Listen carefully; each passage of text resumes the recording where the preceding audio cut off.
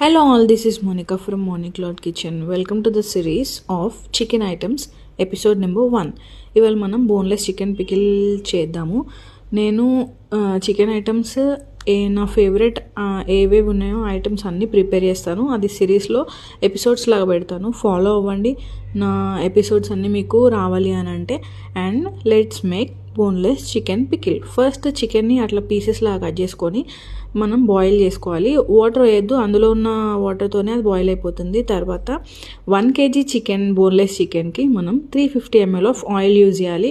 అది కూడా groundnut oil use చేయాలి. పల్లి నూనె యూజ్ చేస్తేనే పికిల్ కొంచెం టేస్ట్ ఉంటుంది. అండ్ 350 ml ఆయిల్ వేడైన తర్వాత హాఫ్ బాయిల్డ్ చికెన్ అందులో వేసి అట్లా గోల్డెన్ కలర్ వచ్చేదాకా వేయించాలి.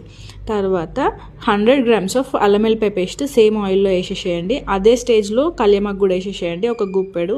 అండ్ కొంచెం రోస్ట్ అయిన తర్వాత అల్లం వెల్లిపాయ పేస్ట్ కలర్ చేంజ్ అయిన తర్వాత మనం ఆల్రెడీ వేయించిన చికెన్ పీసెస్ అన్నిటినీ అదే ఆయిల్లో వేసేసేయాలి. వేసి ఒక 1 minute కన్నా ఎక్కువ ఉంచొద్దు. 1 minute తర్వాత స్టవ్ ఆఫ్ చేయండి. ఆఫ్ చేసిన తర్వాత స్పైసెస్ అన్నీ వేయాలి.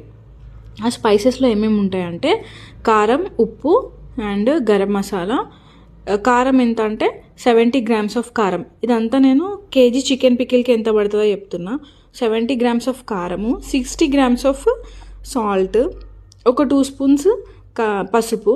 గరం మసాలాలో ఏముంటాయంటే 2 spoons ధనియాల పొడి, వేయించిన ధనియాల పొడి. అందులో కొంచెం జీలకర్ర, కొంచెం లవంగాలు, కొంచెం దాల్చిన చెక్క, 2-3 యాలకులు. ఇవన్నీ వేసేసి కొంచెం మెత్తని పౌడర్లా వేసేస్తే అది గరం మసాలా పౌడర్. అన్నీ వేసేసి కలిపేయాలి.